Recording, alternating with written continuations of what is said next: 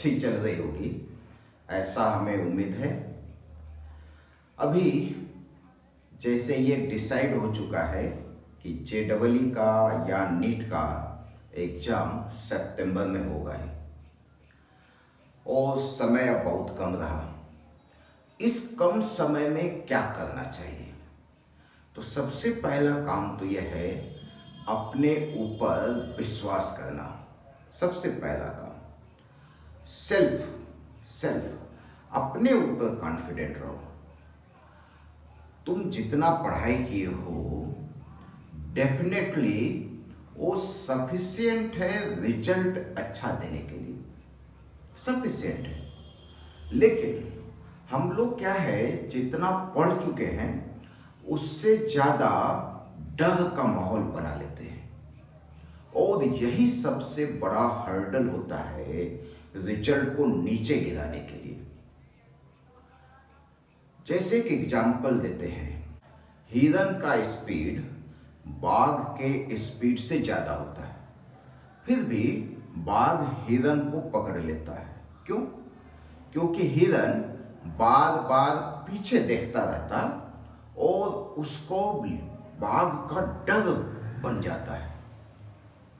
यदि वो सामने देखे और दौड़ता रहे तो बाघ हिरन को कभी नहीं पकड़ सकता, कभी नहीं।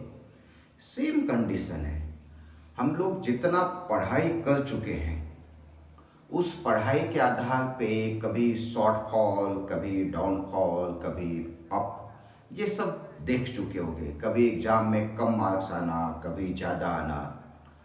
तो हम लोग पीछे जो कम मार्क्स आते हैं उस पीछे को देखते रहते हैं, और पीछे को देखने से अपना कॉन्फिडेंस डाउन होता है और उसका असर रिजल्ट पे पड़ता है।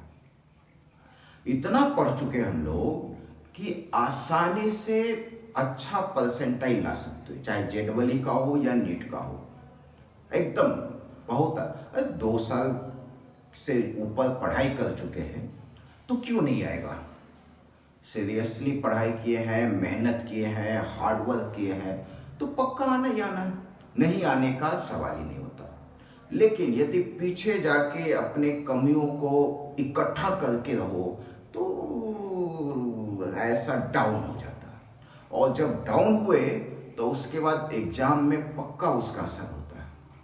उसके लिए सबसे सिंपल तरीका है पॉजिटिविटी का। पॉजिटिव सोचो, पॉजिटिव करो, पॉजिटिव बातें करो।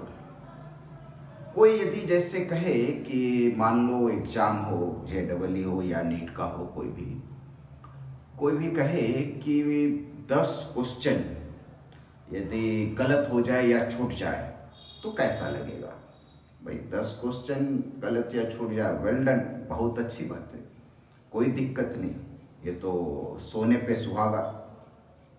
अब कोई कहे कि 60 सवाल छूट जाए या गलत हो जाए, क्या मजाक कर रहे भाई? ऐसा हो सकता है? 2 साल से ज़्यादा का जो समय लगाए हैं वो सिर्फ क्या हवा खाने के लिए थोड़े लगाए हैं? इतना तो पढ़ाई कर ही रखे हैं कि कर सकते हैं। 50, 60, 70 सवाल गलत, क्या मतलब है उसका? सवाल ही नहीं होता। ऐसा हो ही नहीं सकता किसी से कि 60 क्वेश्चन छूट जाए या गलत हो जाए। 60 क्वेश्चन छूटने और गलत होने मिला के 60 क्वेश्चन नहीं हो सकता। नहीं, पढ़ाई कर रखे हैं, ये कॉन्फिडेंस होने चाहिए अपने अंदर। कोई कह दे कि भाई 60 सवाल से गलत हो जाए या छूट जाए, अब उसके बारे में सोचते रहो अब क्या होगा, अब कैसे होगा, वो सवाल ही नहीं है ना। वो बेवकूफ़ वाली बात कर रहा है, जो भी ऐसा कह रहा हो वो बेवकूफ़ वाली बात कर रहा है। ऐसा हो ही नहीं सकता और हम होने भी नहीं देंगे। ये कॉन्फिडेंस होना चाहिए। अभी के टाइम पे इसी कॉन्फिडेंस की ज़रूरत है।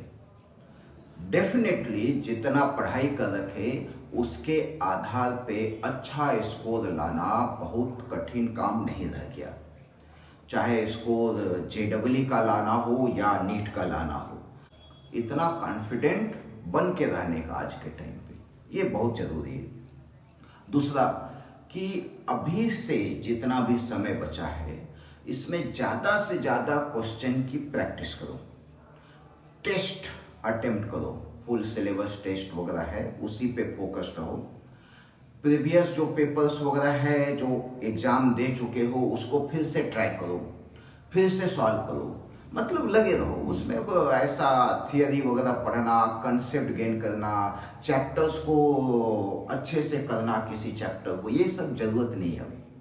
अब वो सब काम खत्म हो गया। अब सिर्फ और सिर्फ टेस्ट में अपीयर हो और हर चैप्टर को थोड़ा थोड़ा रिवाइज करते चलो। रिवीजन रिवीजन भी बहुत ज़रूरी है।